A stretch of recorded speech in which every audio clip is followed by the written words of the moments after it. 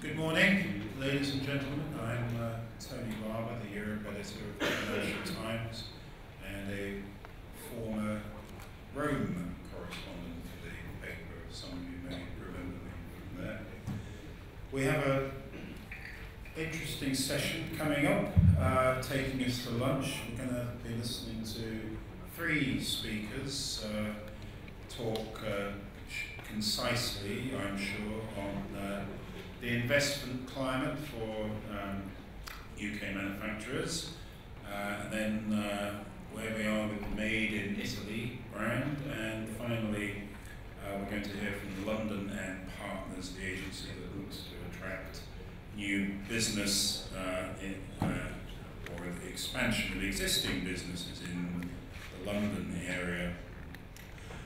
Before we move on to those speakers, and there'll be a chance, by the way, after that for questions from all of you in the audience, I thought I might reflect rather briefly on what we heard in the first session of today's event.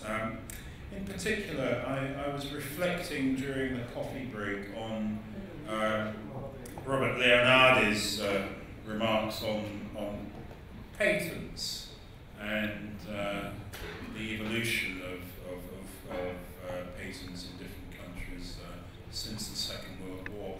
But at this point, I should take off my journalist's hat and put on my historian's hat, because that's what I really am by training and preference, one might say.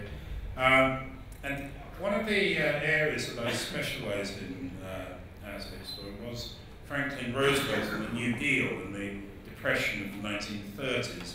Now, we heard one of our speakers say that the current economic climate in the Western world is about as bad as it has ever been since the 1930s.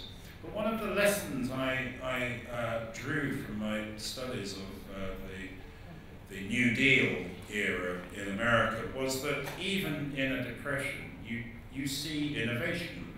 You see industrial innovation, you see patents. Let me give you some examples. Who patented nylon and when? The answer is the DuPont company in 1935, the middle of the, or just soon after the worst of the trough of the Depression in America. There was even inventions going on in here in the UK as well. Cat's eyes on roads were patented by a man called Percy Shaw, who came from Halifax in Yorkshire in 1934.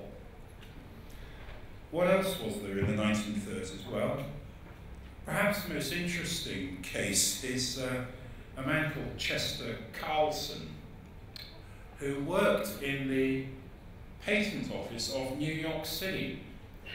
And he had bad arthritis. And his job was to make copies of patent documents. But doing it by hand just made him feel worse and worse and worse. What did he invent? Or patent, I should say. The photocopier. So there we are. What I'm getting at here is that one needn't be too gloomy about the overall economic climate right now. Underneath the surface somewhere, there are inventions going on, there are patents going on, there is intellectual activity going on, and hard times don't last forever. And that would be the thought that I'd like to leave you with from the first session of today's event. Of course, we don't need reminding that there are problems over the shortage of foreign direct investment in certain European countries.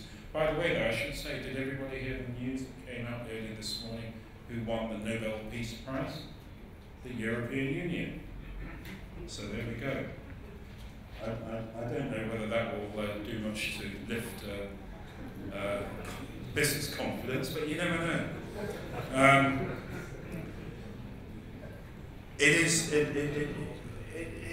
it's also interesting listening to Rudy Bonnier as he talks about what are the sources of innovation, to realise, you know, with some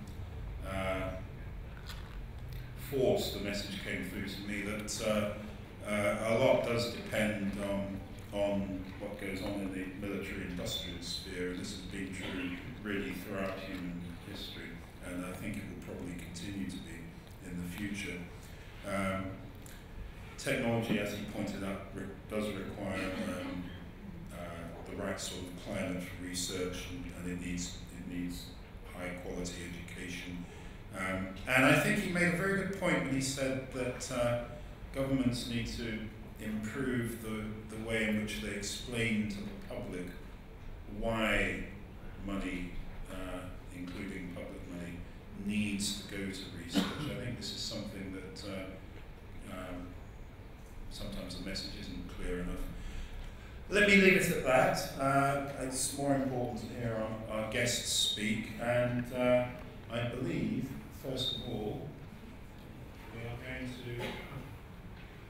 to hear, I should have memorised this, of course. We're going to hear from Stephen Bradley, who's the Director of Policy at the EEF, the Manufacturers Organisation.